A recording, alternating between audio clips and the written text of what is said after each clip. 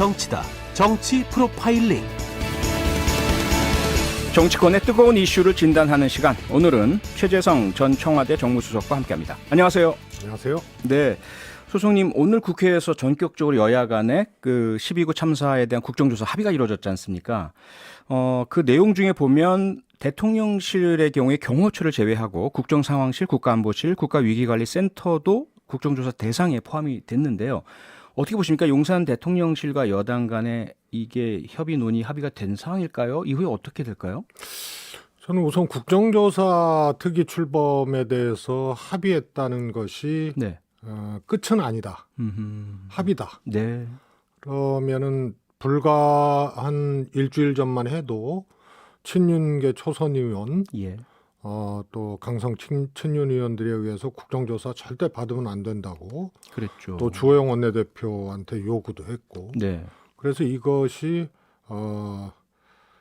국민의힘 의총이나 이런 데서 큰 잡음 없이 네. 통과가 될지 이게 하나 있고요. 네. 그다음에 대통령의 이제 제2요구권이라는 게 있는 거죠. 네. 비토권.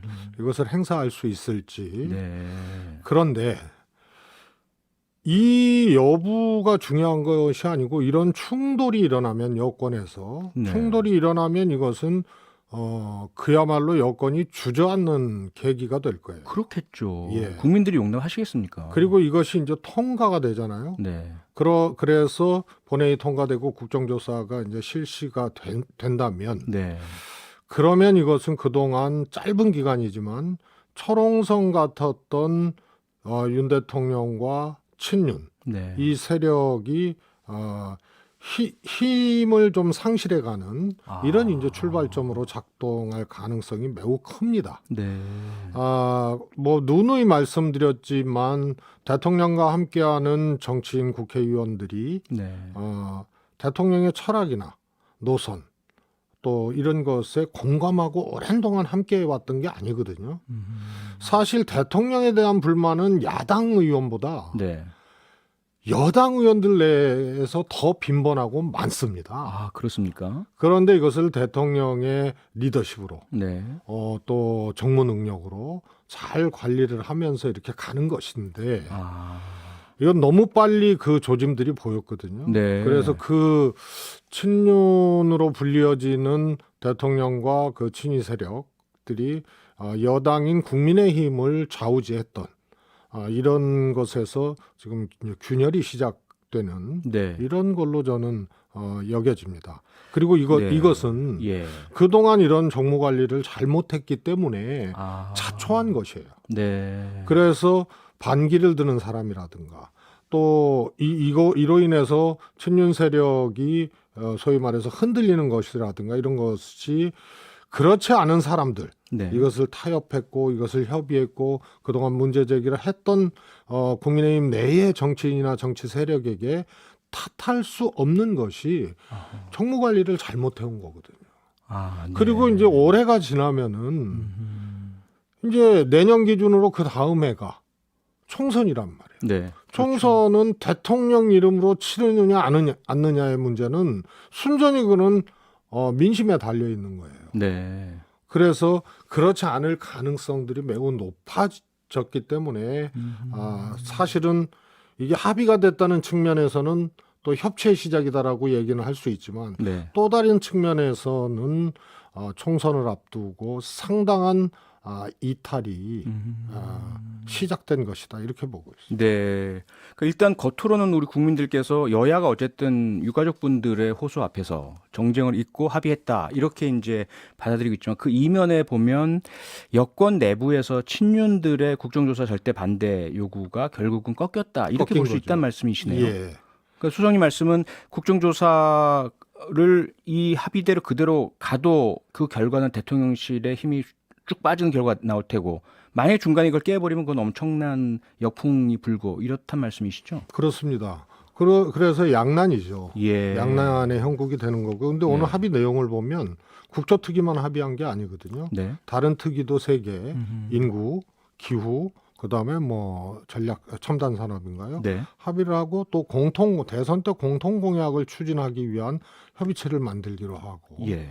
또 공공기관장의 임기가 대통령하고 불일치하는 것에 대한 이것을 논의하기 위한 단위도 만들기로 하고 네. 그럼 어떻게 보면은 이틀거리 자체는 굉장히 바람직한 협치의 틀이 그렇네요. 오늘 국조특위를 합의를 계기로 같이 만들어진 거거든요. 네.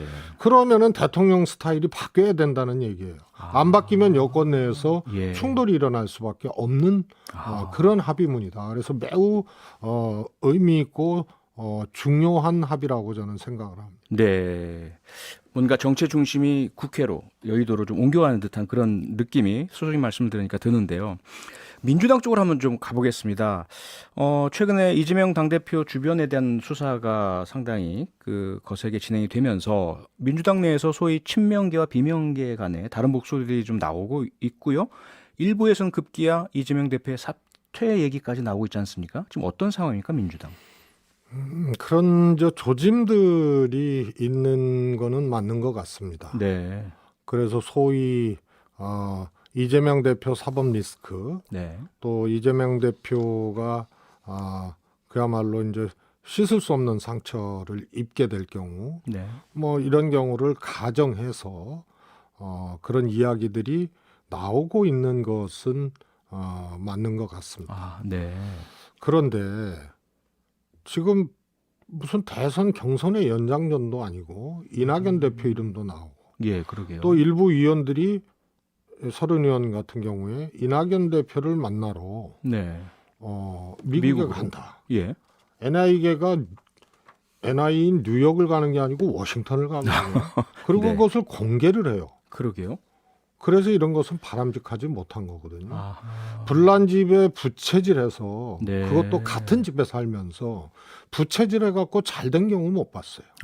그래서 네. 국민들이 보기에 이것이 이 사안의 내용이 어떻든 간에 이것이 비겁해 보이고 잔계산해 보이고 잔계산하는 것 같이 보이고 이러면 대안을 마련해야 된다 치고 이런 행위를 하는 정치인이나 정치 집단에 대해서 네. 절대로 손을 들어줄 수가 없어요. 아하. 그래서 이건 가장 비루한 일입니다. 이게 사실이라면. 네. 그래서 지금은 큰 흐름을 보고 민주당의 총선, 민주당의 정권 교체, 네. 이 큰 흐름에 지금 무엇을 할 것인가를 정해야 되는 거지. 대선 경선의 연장전처럼 이낙연 대표를 사고 후의 대안으로 만들겠다고 보이는 움직임을 하는 것은 네. 연장전은 선수도 지치고 보는 관중도 지치고 진 다 빠지는 거거든요. 네. 정규 시간 내에서 경쟁하고 또 다음 정규 시간 내에서 경쟁을 하고 해야 되는데 네. 이것은 경쟁 상대의 어떤 뭐라 그럴까요? 상처, 네. 어려움 이것을 뒤집고 정치적 행위를 하는 것이기 때문에 비루하게 보일 수밖에 없습니다. 네. 당을 생각하고 총선을 생각하고 집권을 생각해야 됩니다. 지금 여당도 네. 대선의 연장선상 아니에요. 가령 유승민 이 전 대표의 네. 뭐 발언이라든가 예. 또 이준석 대표 사건이라든가 네. 그리고 대통령도 지금 전 정권이라든가 또 이 지금 민주당에 대해서 굉장히 협치는커녕 감정적 보복적 대응을 하고 있다고 여겨지거든요. 네. 그런데 민주당에서 이런 기회에서 아까 말씀드린 그런 비루한 행위를 하게 되면 네. 똑같이 되는 거예요. 그래서 지금 부동층이 늘어나고 있고 예. 대선 득표율 기준으로 보면 윤석열 대통령이 까먹은 거나 이재명 대표가 까먹은 거나 비슷하고요. 정당의 지지율을 봐도 네. 지금 정권이 이렇게 하고 있는데 큰 변화가 없어요. 그러게요. 그래서 똑같은 정치 집단, 똑같은 정당 네. 취급을 현재까지는 국민들에게 받고 있는 겁니다. 이것을 크게 뛰어넘을 생각을 해야지 네. 아까와 같이 비루한 행위를 통해서 정치적인 계산기를 두들기는 것은 그것은 옳지 않고 성공할 수도 없는 겁니다. 그러면 지금 최재성 수석께서 말씀하시는 크게 뛰어넘는 정치는 민주당 내에서라면 어떤 겁니까? 이재명 대표에게 똘똘 뭉치는 겁니까? 아니면 어떤 거죠? 저는요. 네. 이 이재명 대표의 문제에 대해서 예. 저는 딱 두 가지라고 봅니다. 하나는 대장동 처음에 시작했을 때 네. 뇌물 뭐 등등등 하다가 정치자금으로 확 바뀌었거든요. 예. 그래서 대장동 사건 자체는 소위 말해서 현재 여권 또 검찰과 관련된 50억 클럽은 눈앞에서 사라져 버렸고 기억 저편에 있어져 버렸어요. 네. 그리고 시작도 뇌물에서 지금 정치자금으로 바뀌었거든요. 그래서 이거는 검찰에서 걸을 수 있는 게 배임 가지고 집요하게 이 공소유지를 하려 그럴 거고요. 이재명 대표에 대해서는. 네네. 네. 거기에 이제 혐의를 두고 예. 씌우려고 할 것이고요. 네. 또 하나는 성남 FC 문제도 제3자 뇌물 공여 이 두 가지를 가지고 하는 거예요. 그래서 애당초 이것을 제기하고 수사했던 이 방향하고 완전히 딴 방향으로 갔거든요. 네. 정진상 실장이나 김용 부원장이 금품을 수수했느니 안 했느니 이것은 저는 부차적인 문제라고 생각을 합니다. 아하. 그래서 했다 하더라도 이재명 대표에게 제기할 수 있는 검찰이 수사를 통해서 검찰이 소위 말해서 엮으려고 한다면 그것은 그 두 가지밖에 없는 거거든요. 그러면 네. 이것은 성질이 완전히 변한 거예요. 그다음에 정치적으로는 더 크게 네. 당원과 지지자들이 선출한 당대표 아닙니까? 그렇죠. 그래서 아무런 지금 결과가 나오지를 않았어요. 네. 그리고 수사 방식이나 이런 것도 매우 무리하다는 거는 폼은 알잖아요. 그래서 크게 이럴 때는 대동단결하는 모습을 보이고 실제로 그렇게 하고 네. 그런 연후에 또 다른 경쟁을 통해서 새로운 길을 모색을 하는 것이 그게 맞는 것이요. 네. 정면 대응을 해서 절차에 따라서 제대로 하는 것이 크게 뛰어넘는 정치다 이렇게 들립니다. 그렇습니다. 네. 뭐 사족 같은 얘기지만 예. 김용부 원장과 그 정진상 실장에 대한 네. 이재명 대표나 당의 대응은 잘한 것은 아니에요.